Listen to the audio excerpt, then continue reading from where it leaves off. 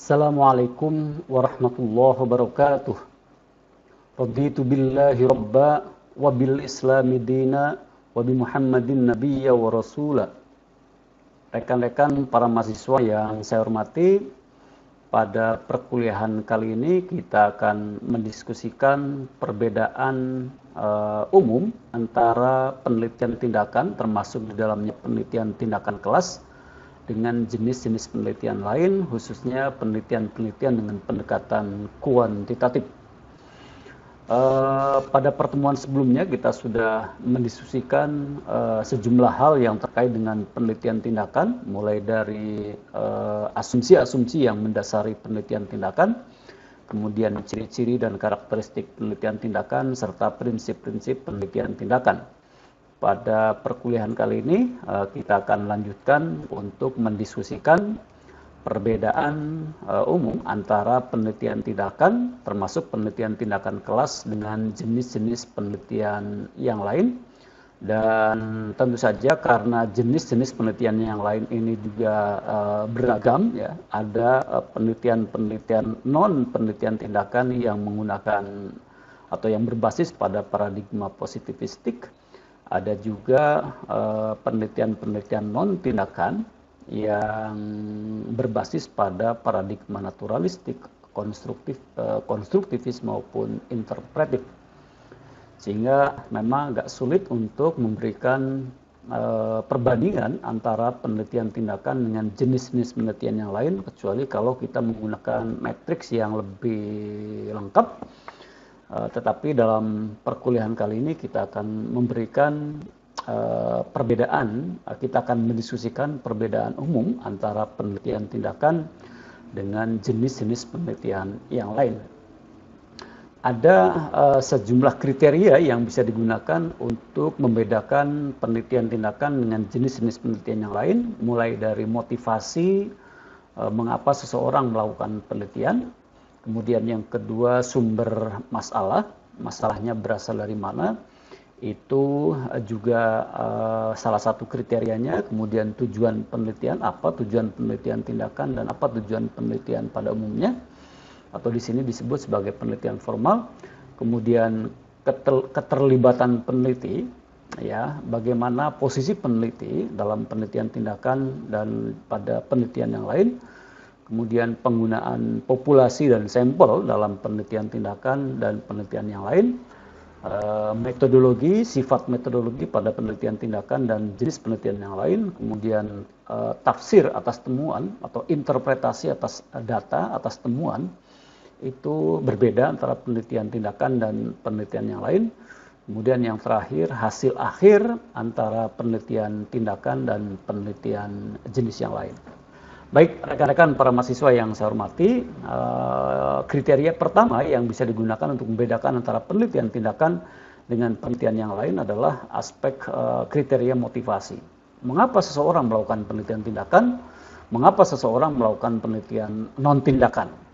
Nah, kita mudahkan saja menyebutnya non-tindakan. Yang pertama, motivasi seseorang melakukan penelitian melakukan tindakan adalah untuk melakukan perbaikan. Motivasinya adalah untuk memperbaiki, untuk memecahkan masalah, untuk menyempurnakan, untuk meningkatkan kinerja, untuk membangun kesadaran, dan lain sebagainya. Jadi motivasi utama seseorang melakukan penelitian tindakan adalah untuk memperbaiki, untuk menyempurnakan, untuk meningkatkan kinerja, untuk membangun kesadaran, untuk menciptakan kesetaraan, dan lain sebagainya. Sementara motivasi penelitian non-tindakan, khususnya penelitian yang menggunakan paradigma positivistik, adalah kebenaran. Ya, kebenaran dalam perspektif ini biasanya ada kebenaran yang bersifat objektif atau kebenaran objektif, dan ada juga kebenaran otentik.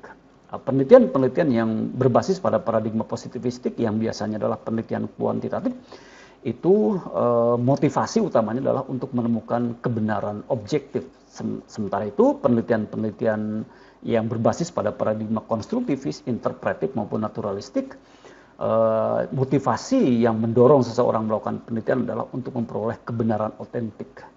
Jadi dalam perspektif penelitian non tindakan, kebenaran itu biasanya diskursus kebenaran itu biasanya merujuk pada kebenaran objektif, kebenaran yang berpihak melulu pada objek-objek yang diteliti dan mengabaikan subjektivitas peneliti, sementara penelitian-penelitian yang berbasis pada paradigma konstruktivis, interpretif maupun naturalistik itu motivasinya adalah memperoleh kebenaran otentik. Kebenaran otentik adalah kebenaran yang dikonstruksi secara bersama-sama antara peneliti dengan subjek yang diteliti. Sehingga otentisitas itu menjadi salah satu aspek penting dalam penelitian-penelitian yang berparadigma konstruktivis, interpretif maupun naturalistik, yang biasanya dalam praktek penelitian itu digunakan dalam penelitian-penelitian yang bersifat kualitatif. Kualitatif dalam arti yang sesungguhnya.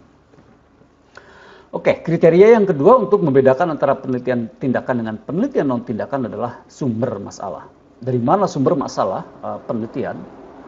Penelitian tindakan, sumber masalahnya harus berasal dari masalah yang nyata. Dari dunia real, dari realitas yang betul-betul real. Ya, bahwa di situ ada kesenjangan antara yang seharusnya dengan kenyataan, antara das solen dengan das sein, antara teori dengan praktek. Ada masalah di kelas, ada masalah dalam komunitas tertentu, yang masalah tersebut perlu dipecahkan, perlu dijawab, maka itu merupakan masalah nyata yang biasanya menjadi sumber masalah dalam penelitian tindakan. Nah, dalam penelitian non tindakan, pada umumnya sumber masalah itu berasal dari curiosity peneliti. Rasa ingin tahu dari seorang peneliti itu adalah salah satu sumber untuk memperoleh masalah. Tetapi dalam penelitian non tindakan, masalah juga bisa berasal dari dunia nyata, dari adanya kesenjangan antara teori dengan praktek. Tetapi pada umumnya dalam penelitian non tindakan, masalah itu adalah curiosity atau rasa ingin tahu peneliti. Dan sumber masalah yang berikutnya dalam penelitian non tindakan adalah rekomendasi atau saran dari peneliti sebelumnya. Biasanya dalam laporan-laporan penelitian, peneliti itu selalu menyampaikan kelemahan penelitiannya, kekurangan penelitiannya, yang kelemahan penelitian dan kekurangan penelitiannya ini kemudian nanti di bagian akhir penelitian akan direkomendasikan kepada peneliti lain untuk ditindaklanjuti. Nah, oleh karena itu maka seseorang ketika akan melakukan penelitian akan sangat bagus apabila dia mereview sejumlah hasil penelitian sebelumnya, sehingga dia bisa menemukan apa rekomendasi, apa kekurangan dari penelitian yang sudah dilakukan, yang kemudian direkomendasikan oleh peneliti sebelumnya, dan kita bisa memperoleh masalah atas dasar rekomendasi dari peneliti-peneliti sebelumnya. Jadi sumber masalah dalam penelitian tindakan adalah dunia nyata, masalah yang real, yang betul-betul terjadi di kelas atau di komunitas tertentu, sementara penelitian non tindakan sumber masalahnya berasal dari curiosity, rasa ingin tahu peneliti, dari rekomendasi peneliti sebelumnya, atau juga dari masalah di dunia nyata. Kriteria ketiga yang bisa digunakan untuk membedakan antara penelitian tindakan dan penelitian non tindakan adalah kriteria tujuan penelitian. Tujuan penelitian tindakan adalah untuk pengembangan kinerja, perbaikan mutu, pemecahan masalah, penyempurnaan, pengembangan mengembangkan sesuatu supaya lebih baik, membangun kesadaran. Itu adalah tujuan penelitian tindakan. Sementara tujuan penelitian non tindakan adalah melakukan verifikasi kebenaran teori, menguji validitas kebenaran teori, menguji kesahihan teori, ya, melalui sekumpulan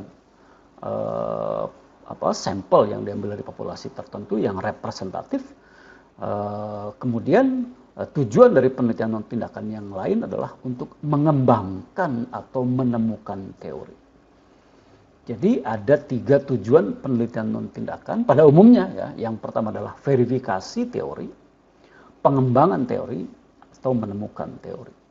Verifikasi teori, pengembangan teori, dan penemuan teori. Verifikasi atau menguji kesahihan teori melalui upaya membangun kerangka berpikir yang dioperasionalisasikan dalam hipotesis. Hipotesis inilah yang diverifikasi, yang diuji kebenarannya secara empirik. Nanti hipotesis hasilnya adalah diterima atau ditolak dengan pengujian menggunakan statistik inferensial. Verifikasi, pengembangan, atau menemukan teori itu adalah tujuan utama dari penelitian non-tindakan. Sementara penelitian tindakan adalah untuk mengembangkan kinerja, memperbaiki keadaan, peningkatan mutu, pemecahan masalah, membangun kesadaran, membangun kesetaraan, dan lain sebagainya. Kriteria keempat yang membedakan antara penelitian tindakan dengan penelitian non-tindakan adalah terkait dengan posisi peneliti atau keterlibatan peneliti. Dalam penelitian tindakan, posisi peneliti adalah menjadi bagian dari subjek yang diteliti. Atau dalam bahasa ini adalah terlibat. Ya, partisipatif. Peneliti adalah subjek partisipatif, peneliti adalah subjek yang terlibat dari proses penelitian, peneliti adalah juga subjek yang diteliti. Jadi antara peneliti dengan subjek yang diteliti tidak ada jarak, lebur, terlibat, partisipatif. Sementara dalam penelitian non-tindakan, khususnya yang menggunakan yang berbasis pada paradigma positivistik, antara peneliti dengan objek yang diteliti itu berjarak, ada jarak, sehingga peneliti bisa menjaga objektivitasnya. Ya, peneliti dengan objek yang diteliti dalam penelitian non-tindakan khususnya yang berparadigma positivistik itu berjarak. Posisi peneliti adalah subjek yang otonom, subjek yang independen, subjek yang yang terpisah dari objek yang diteliti. Independensi, otonomi, berjarak, posisi peneliti yang berjarak itu tujuannya adalah untuk mencapai kebenaran objektif. Nah, dalam penelitian non-tindakan yang lain, yaitu yang berparadigma konstruktivis atau paradigma interpretif atau paradigma naturalistik, peneliti dengan subjek yang teliti juga terlibat, lebur, ya, menyatu. Peneliti adalah juga subjek yang diteliti. Oke, dalam aspek kriteria keterlibatan peneliti, posisi peneliti dalam penelitian tindakan itu hampir sama dengan posisi peneliti dalam penelitian non-tindakan yang menggunakan paradigma positif, yang menggunakan paradigma interpretif, konstruktivis maupun naturalistik. Kriteria kelima dalam yang bisa membedakan antara penelitian tindakan dengan penelitian non-tindakan adalah sampel. Dalam penelitian tindakan, sampel atau subjek penelitian adalah kasus khusus, kelas, kejadian-kejadian atau peristiwa-peristiwa yang terjadi di kelas. Jadi tidak membutuhkan sampel yang representatif, karena memang tujuan penelitian tindakan, tujuan utama penelitian tindakan bukan untuk membangun generalisasi, bukan untuk menguji validitas eksternal hasil penelitian, tetapi lebih untuk memperbaiki keadaan, untuk memecahkan masalah dalam komunitas tertentu, kelas misalnya, untuk menyempurnakan mutu dan seterusnya. Sementara dalam penelitian non-tindakan, khususnya yang berparadigma positivistik, sampel haruslah representatif. Sampel harus betul-betul bisa mewakili populasi, sehingga temuan-temuan, data-data yang diperoleh dari sampel bisa digunakan untuk menggeneralisasi populasi. Nah, sampel yang representatif dalam penelitian non-tindakan tentu saja harus diambil dengan menggunakan teknik pengambilan sampel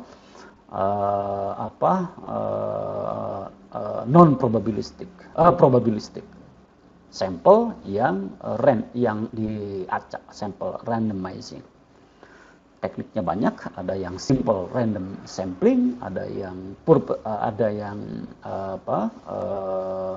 stratified random sampling, ada yang stratified proportional random sampling, dan seterusnya. Tapi intinya bahwa sampel harus mewakili populasi, sampel harus merepresentasikan populasi. Biasanya semakin kompleks sampel, semakin heterogen, semakin kompleks populasi, semakin heterogen populasi, biasanya teknik pengambilan sampelnya harus lebih, mungkin tidak bisa hanya dengan menggunakan teknik simple random sampling, tapi harus misalnya proporsional, stratified random sampling, dan seterusnya. Representatif. Kriteria yang keenam yang bisa digunakan untuk membedakan antara penelitian tindakan dengan penelitian non tindakan adalah metodologi. Dalam penelitian tindakan, metodologi yang digunakan itu relatif longgar, relatif fleksibel. Relatif longgar, relatif fleksibel, ini berbeda dengan penelitian non tindakan, khususnya penelitian-penelitian yang berbasis pada pendekatan positivistik, bahwa metodologinya bersifat rigour, ketat, ada pengendalian, ada kontrol, supaya bisa meyakinkan bahwa perubahan yang terjadi pada variabel dependen betul-betul disebabkan oleh perubahan pada variabel independen.